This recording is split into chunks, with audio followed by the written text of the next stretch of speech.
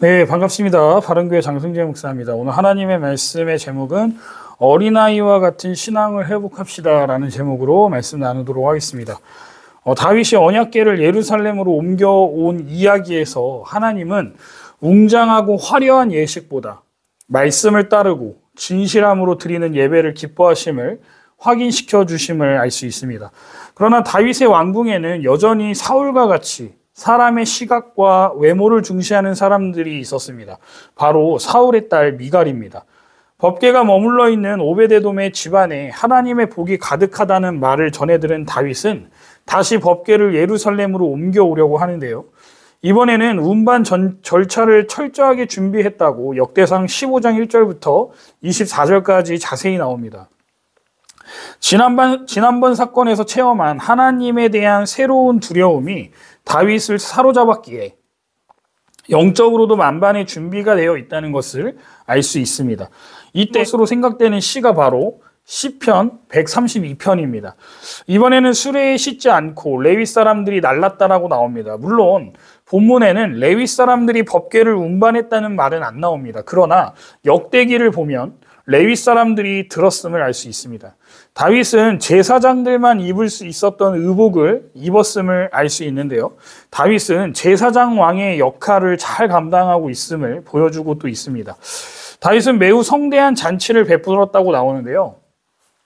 법궤가 6걸음을 또 뗄 때마다 제물을 또 바쳤다라고 나옵니다. 다윗은 준비한 장막 가운데 언약궤가 안치되자 다윗은 첫 번제와 화목제를 드렸다라고 17절에 나옵니다. 번제는요, 하나님께 드리는 헌신을, 화목제는 백성이 함께 교제를 나누고 기뻐한다는 것을 의미합니다. 언약궤를 예루살렘으로 옮김으로써 이스라엘 백성들은 하나님께 헌신하고 함께 기뻐했음을 알 수 있는 본문인 것이죠. 18절에 다윗은 제사를 마친 후에 하나님의 이름으로 백성을 축복하고 모든 백성에게 빵과 고기, 건포도를 넣어서 만든 과자를 하나씩 나누어 주었음을 19절에서 알 수 있습니다. 사실 왕의 잔치치고는 소박해 보입니다. 그만큼 많은 백성이 모였기 때문에 일상적인 음식을 많이 준비하는 편이 나았기 때문이었을 겁니다. 일반적으로 이방의 왕들은 소박한 음식을 준비해 모든 백성과 함께 즐거워하는 잔치보다는요, 산의 진미가 차려진 화려한 잔치를 베풀어서 소수의 유력자들끼리 모이는 자리를 선호했습니다.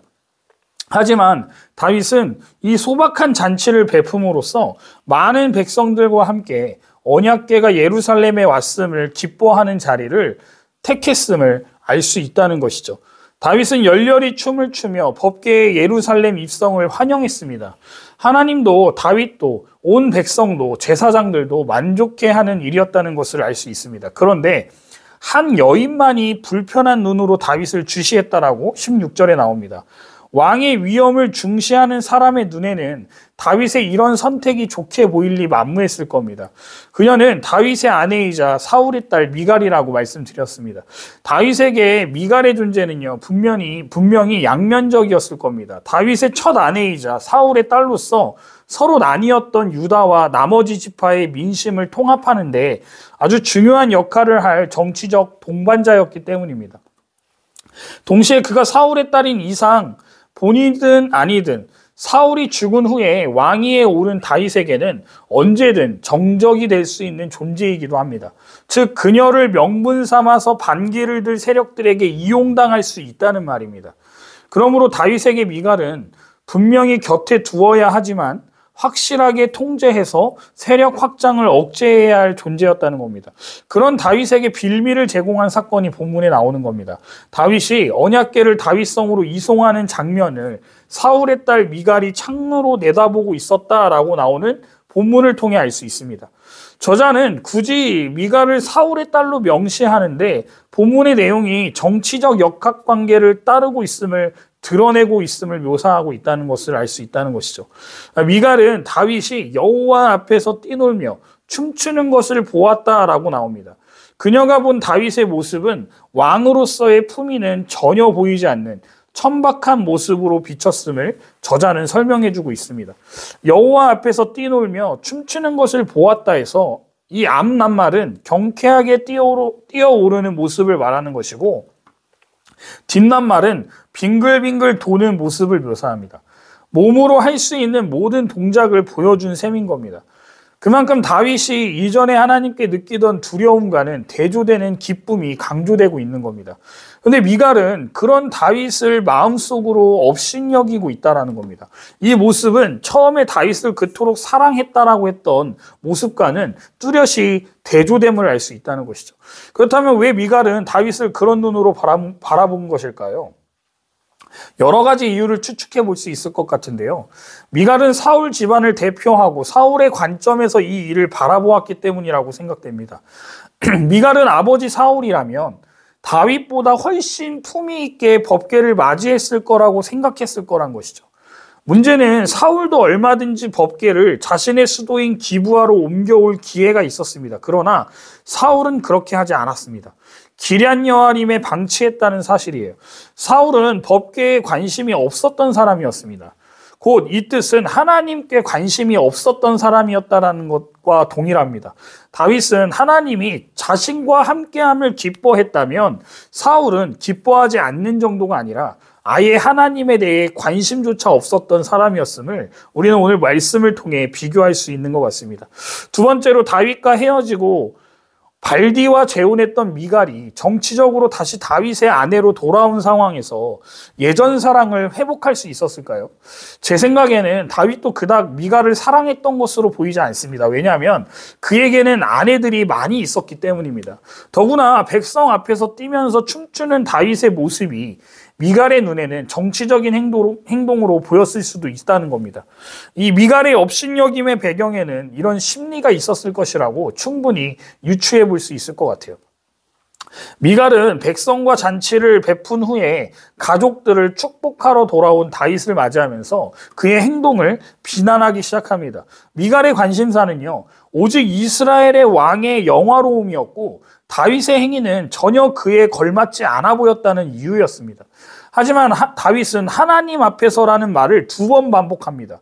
이 말은 하나님이 내 아버지와 그의 온 집 사울의 집안을 버리시고 자기를 이스라엘의 왕으로 삼으셨다고 선언하면서 하나님 앞에서는 나는 얼마든지 낮아지고 천하게 보이기를 선택하겠다고 22절과 22절에 반복적으로 말하고 있다는 것을 알 수 있습니다. 강조하고 있는 것이죠. 다윗은 자신의 왕위가 사람의 질서로 세워진 것이 아님을 알고 있었기 때문에 사울이 사람들 앞에서 자기 위엄을 인정받기 위해 노력했던 잘못을 답습하지 않겠다고 선언한 셈임을 알 수 있습니다. 이 사건으로 인해 다윗이 다시는 미갈을 찾지 않았기 때문인지 무슨 이유에서였는지 미갈은 죽을 때까지 자식이 없었다라고 23절에 나옵니다. 사람의 눈을 의식하고 외형을 추구하는 사람의 결말은 이처럼 비참할 수밖에 없습니다. 다윗은 하나님을 찬양하고 예배하는 순간에는 사람들의 시선을 개의치 않았고 마치 어린아이가 부모님 앞에서 하듯 하나님 앞에서 춤을 추고 찬양했습니다. 우리도 이러한 신앙이 있어야 된다는 겁니다. 사람들이 나를 어떻게 볼까? 내가 예배 가운데 은혜가 충만한데 손을 들고 주님을 찬양하고 일어나서 찬양해도 될까? 눈치 보지 마시기 바랍니다. 하나님이 주시는 마음대로 예배하시고요. 기쁨을 주시면 기뻐하시고요. 감동을 주시면 눈물 나게 하셔서 그 눈물이 주체 없이 흐른다면 눈물을 흘리셔도 괜찮습니다. 미갈은 사람들을 바라보았지만 다윗은 눈에 보이지는 않지만 살아계신 하나님을 바라봤다는 겁니다.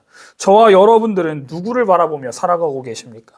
다른 사람들과 밥 먹을 때 하나님께 감사의 기도를 하는 것조차 부끄럽고 괜히 오버하는 것 같고 사람들한테 하나님 믿는 것을 들키면 회사에서 손해보는 일도 다 감당해야 될 것 같아서 일부러 기도 안 하고 살고 계시지는 않습니까? 다윗과 같이 언제나 하나님 앞에서 진심으로 행하는 사람이 되어야 할 줄 믿습니다. 제가 드리는 말씀은 외식적인, 겉으로 보여지는 종교적 생활을 하라는 말씀이 아닙니다. 예수님이 이 땅에서 사역하시는 동안 가장 혹독하게 책망한 것이 바로 외식적인 신앙이었습니다. 마음은 그렇지 않으면서 사람들에게 보이려고 경건한 척하는 건 말입니다. 바리새인과 서기관과 같은 유대교 지도자들은 사람들에게 존경과 칭찬을 받기 위해 겉으로는 율법을 철저하게 지키는 모습을 보여왔습니다. 모든 예배에 열심이었고 정기적인 기도 시간과 금식 등 종교적인 열심이 경건을 증명해 보이려고 힘썼습니다. 그러나 중심에는 하나님을 향한 사랑과 감사와 기쁨이 없었다라는 거예요. 그저 사람들에게 인정받는 게 좋아서 자신들이 누리고 있는 권력과 부를 누리는 것에만 관심이 있었다는 겁니다. 이런 거짓된 외식을 예수님은 책망하셨습니다. 그런데 그들의 반응은 어땠습니까? 정치적인 공격과 도발로 인식하고는 예수님을 십자가에 처형하기까지 감행하지 않았습니까?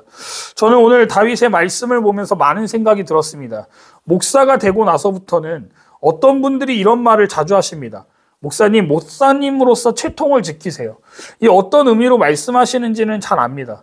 목사가 되고 나서는 크게 소리를 지르며 기도한다거나 뛰면서 찬양을 한다거나 하는 모습들이 괜히 눈치 보일 때가 있다는 겁니다. 그런데 다윗은 한 나라의 왕이었음에도 하나님께서 주신 마음의 감사와 그분에 대한 사랑을 주체할 수 없어서 춤을 추는데 바지가 내려간 것도 모를 만큼 춤을 추며 찬양했다고 하는 말씀에 저도 이런 신앙을 회복하고 싶다는 마음이 강하게 불타오르는 시간이 되었습니다. 그렇습니다. 예수님께서도 말씀하셨습니다. 어린아이와 같이 하나님 나라를 겸손하게 받드는 자만이 하나님 나라에 들어갈 수 있다고 하셨습니다. 어린아이들은 어른들과 비교할 때 있는 그대로 솔직하게 말하고 행동하는 것이 특징 아니겠습니까? 다윗이 하나님 앞에서 그랬다는 겁니다. 왕의 채통을 던져버리고 오직 하나님 앞에서 어린아이처럼 뛰놀며 춤을 추었습니다. 교회에서 나이와 직분을 의식하느라 하나님 앞에서 마음껏 기쁨과 감사를 표현하지 못하는 것은 바람직한 신앙의 태도가 될 수 없음을 다윗을 통해 깨닫게 되는 것 같습니다. 우리는 사람들의 시선과 생각에 흔들리지 말고 하나님 앞에서 어린아이와 같은 순수함으로 노래하며 춤추며 뛰놀며 예배함으로 하나님께 영광을 돌리는 바른교회 성도님들과 제가 되기를 주님의 이름으로 축복합니다. 사람들의 눈을 전혀 의식하지 않고 하나님 앞에서 찬송하고 춤을 출 수 있으려면요, 오직 하나님께 집중할 때만 가능한 일임을 잘 아실 겁니다. 우리는 다윗처럼 세상의 모든 것을 무시하고 포기할 수 있을 정도로 주님을 향한 집중과 열심을 품고 주를 섬기는 참된 경건을 소유하시는 저와 여러분들 되시기를 주님의 이름으로 축원드립니다.